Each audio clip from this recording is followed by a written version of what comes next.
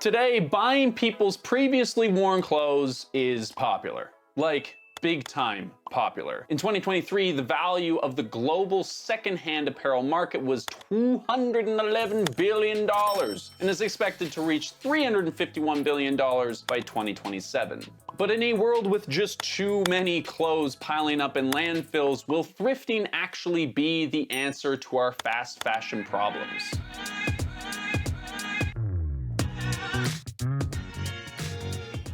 Okay, so first off the top here, I gotta say that we're thrifting advocates here at Future Proof. I personally think that the culture of people finding value in older items is fantastic, and we've advocated for you to try and thrift more in your life, to shop better, save money, and reduce your impact on the planet. But it is not without pre-watch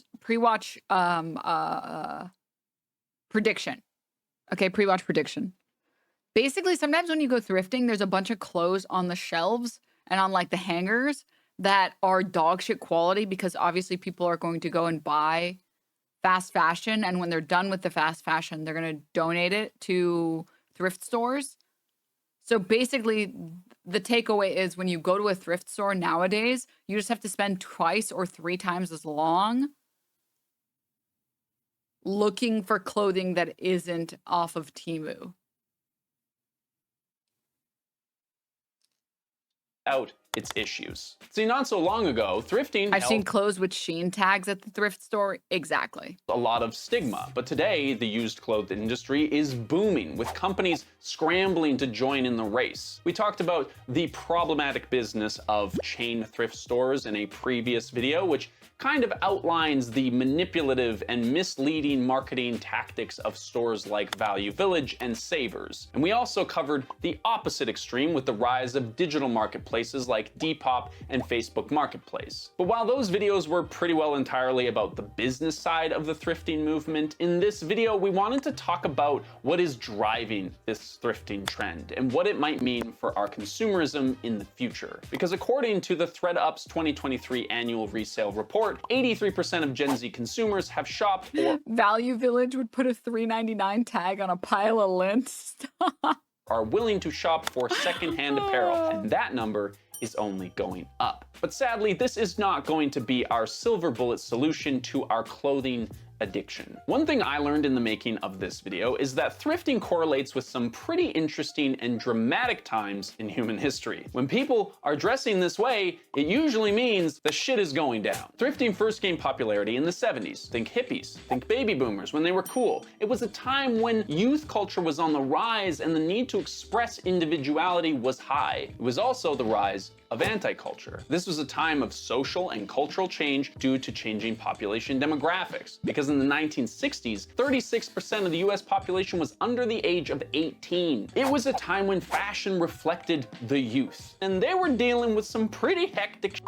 The 60s saw the introduction of birth control and sexual liberation and the implementation of the Civil Rights Act in 1964, the Vietnam and Korean Wars and the Cold War. It was a time of massive changes. Does that remind you at all of any particular times recently? Maybe some unprecedented things going on? People started dressing in a completely new way that has since been classified as bohemian. This was a rejection of mass production and consumerism as ecological sensibilities were on the rise. You had a massive amount of young people who were breaking from tradition and responding to the social and political climate around them through their actions and politics, but also through their fashion. Buying used clothing was seen as countercultural and subversive, and in some ways, that's what's happening today, but with some pretty big caveats that we're gonna get into later. Because as you may know, the hippie era did not last forever. Capitalism did what capitalism always does and rolled hippie clothes into the mainstream. Bohemian looking clothes were being mass produced and became the very thing that the original movement stood against. 20 years later, we saw the attitudes of anti-culture again in the 90s with the rise of the grunge movement.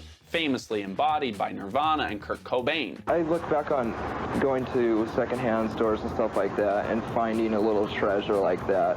And that actually meant more to me because it was more of a stab in the dark. This was also a time of surging student interest in influencing social values, changing political structures, and a decline in excessive materialism that had been dominant in the previous decade. And could that paragraph not basically perfectly summarize what is going on in our world today? See, thrifting has come to represent more than just a good deal. It represents freedom, individuality, connection to the past and present, and commentary on the establishment and society in general. But things are a bit different in this latest iteration of thrifting than the trends of the past in some pretty key ways. So, just like the generations of thrifters before them, Gen Z and millennials learned about the environmental and social impacts of the fashion industry and decided that they wanted to make a difference. But this time, they're using the internet. The normal 20 years... I mean, I would go even simpler than that. It's like, why the fuck would I ever go on Shein and buy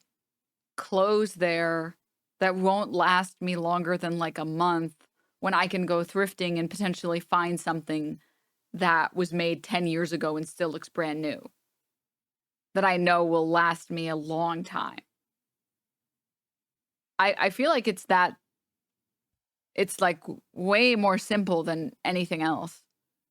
Cycle that has historically dictated what is happening and what is in style is collapsing around us with the rise of the internet. And that means that right now, basically any style is in fashion all the time. We made a whole video about trends and how they are changing in our modern world, so if you are interested in that, definitely check out that video after this one comes out. And if you like this kind of content, maybe consider subscribing to the channel or even supporting us over on Patreon. You get some bonus content and early access to videos, and I will love you forever.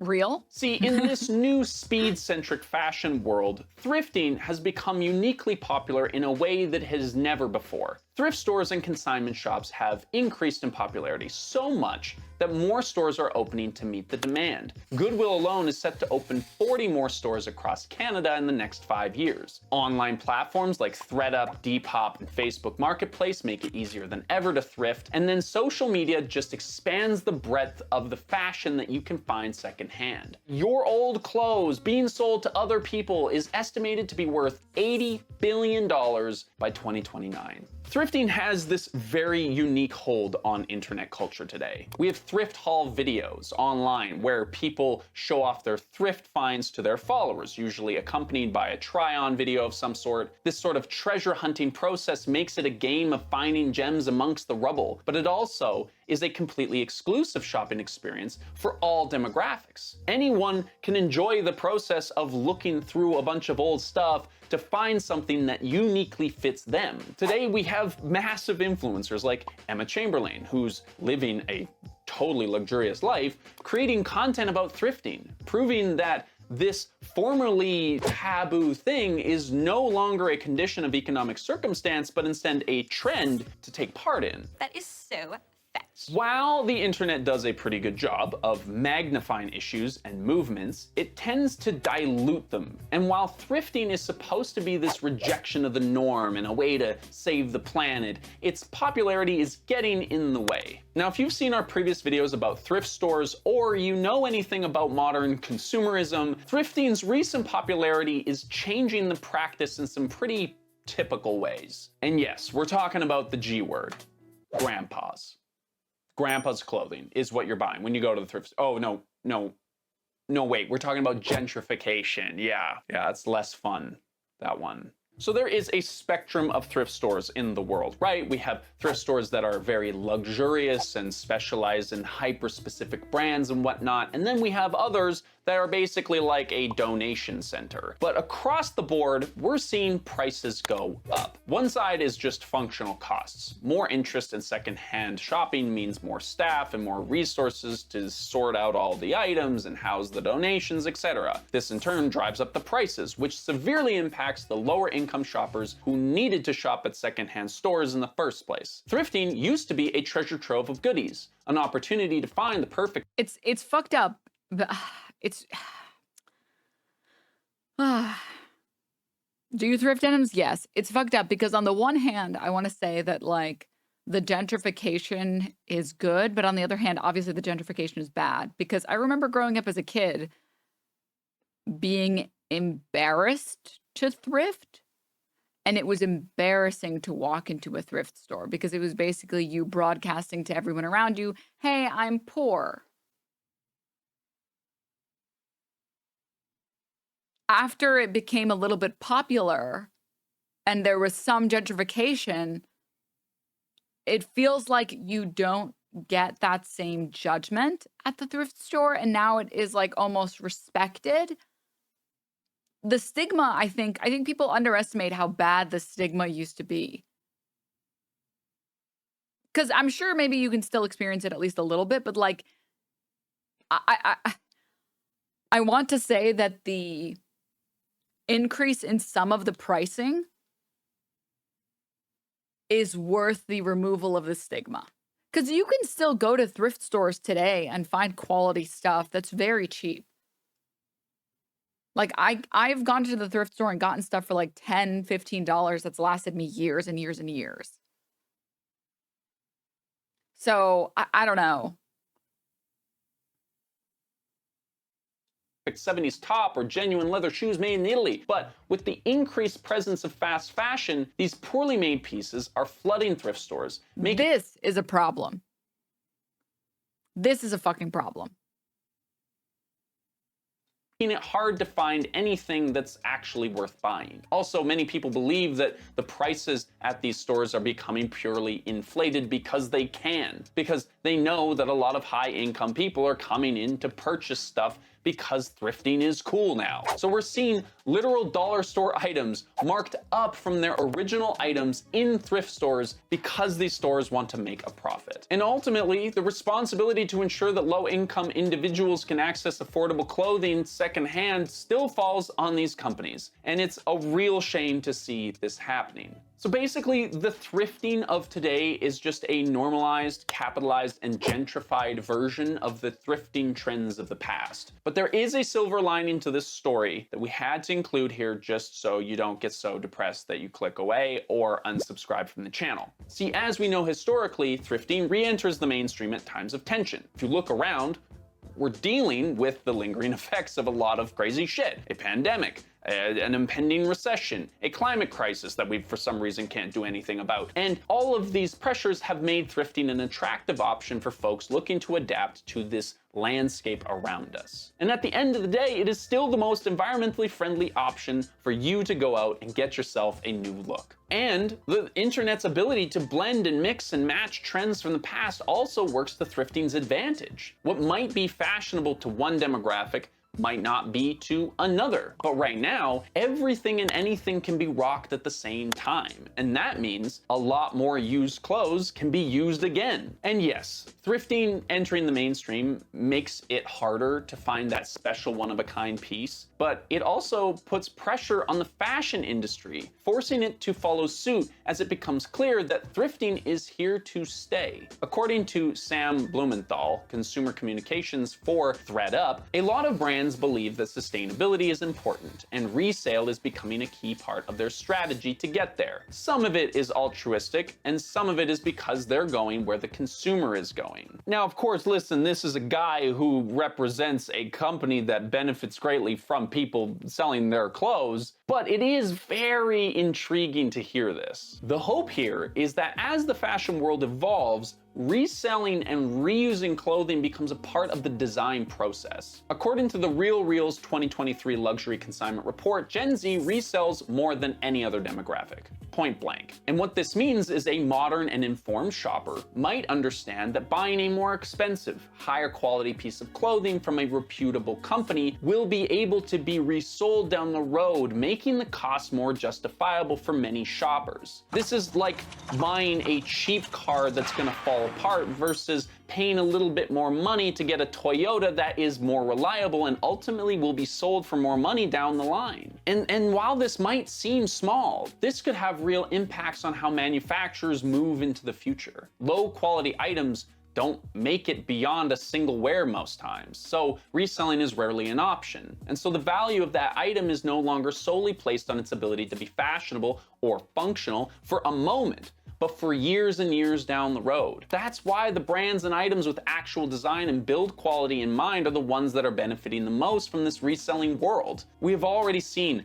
high-end brands launching resale programs for old pieces because of this new market demand. Patagonia was the first with their Worn Wear program, and the North Face and others have already followed suit. There could be a future where thrifting is just a natural part of the clothing market, where the bulk of clothing purchases are made. In a dream world, this is actually— I mean, this is also like,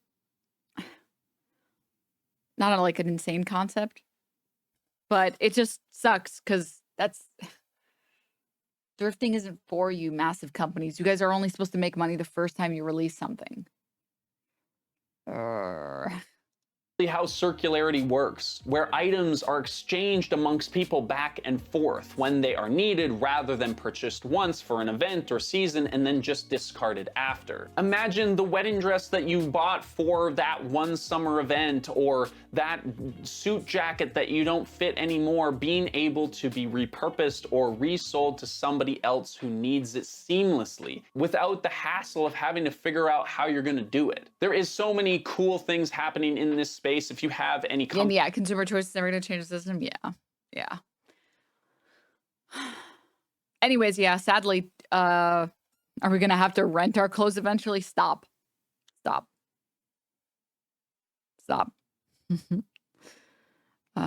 Dude.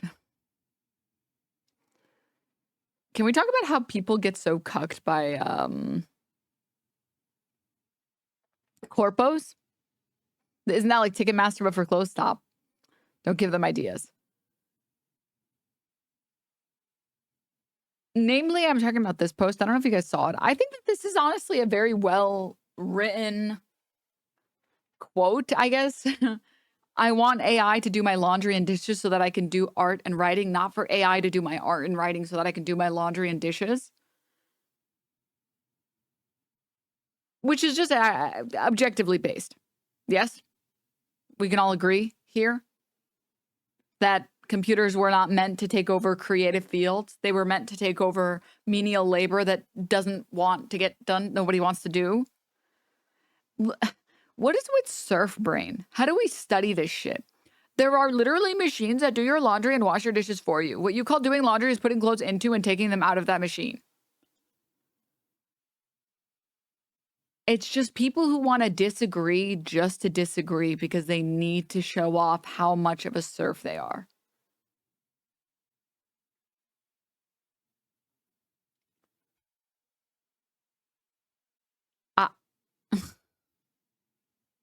Just missing the purpose of the quote entirely.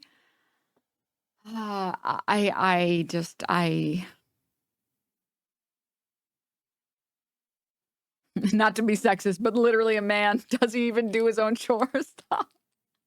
Just a little bit of misandry as a treat. Written like a guy whose mom folds his clothes. Laundry and dishes, it's literally Sisyphus's boulder. Okay? No one can convince me otherwise. That is literally just a modern day Sisyphus. It's just, you ignore it for just a little too long and suddenly it's completely out of control. Surfing USA. I just ignore my laundry for just a week too long and suddenly I don't have any clothes that are clean. It's like, okay. Wait, people fold their clothing? I simply have a clean pile and a dirty pile. You're crazy.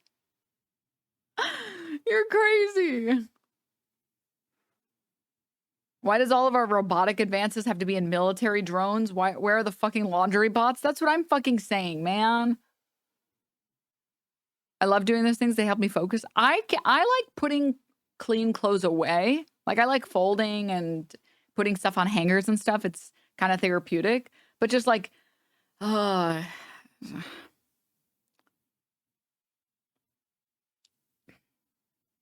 nobody wants to work a 9 to 5 plus a 2-hour commute every day and then still have to spend their weekends working.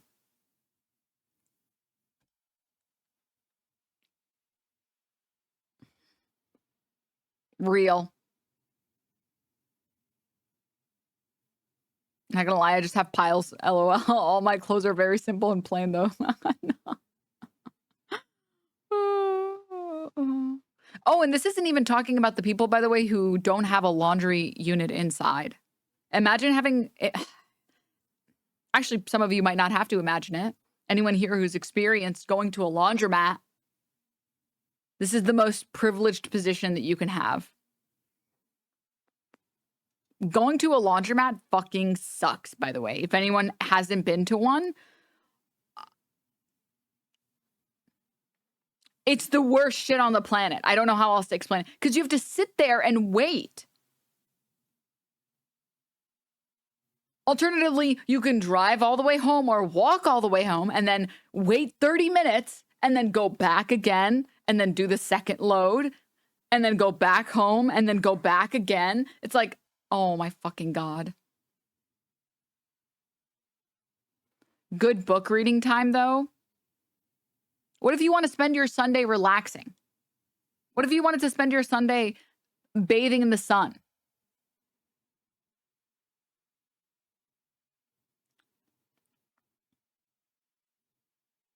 Yeah, I really hate taking loads. Nessa. Nessa.